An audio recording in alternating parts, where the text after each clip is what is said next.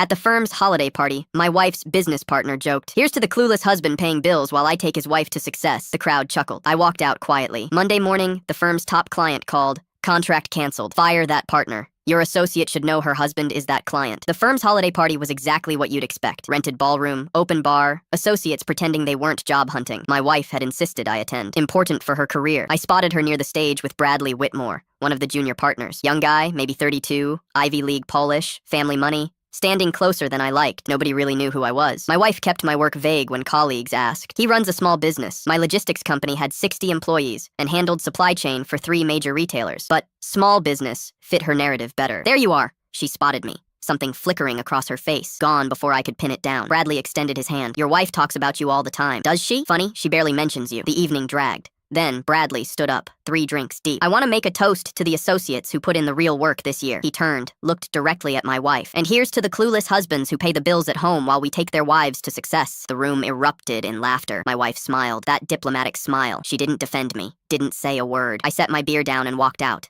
No announcement, no scene, just left. My phone buzzed before I reached my car. "Where did you go?" I didn't respond. By the time I pulled into our driveway, I'd made a decision. Monday morning was going to be interesting because there was one detail she'd forgotten. My company had been the firm's client for 4 years. Saturday morning, I picked up her tablet. No passcode. The messages between her and Bradley went back 8 months. He doesn't even notice when I work late anymore. Maybe that's for the best. I took screenshots. Tracked her phone when she said she was going to the office. She went to Bradley's neighborhood instead. I called my attorney, then my operations manager. Audit every interaction we've had with Whitmore and Associates over 4 years. By Sunday night, I had confirmation. My business represented 38% of their annual revenue. Monday morning, 7:30 a.m., I sat across from Kenneth Wright and Preston Shaw, the senior partners. "Gentlemen, we need to talk about Bradley Whitmore and what happens if I take my business elsewhere." I walked them through Friday night, then slid a spreadsheet across the table. $1.2 million over 4 years. Roughly $300,000 annually. 38% of your revenue. Bradley's terminated by 10 a.m. or I pull every contract.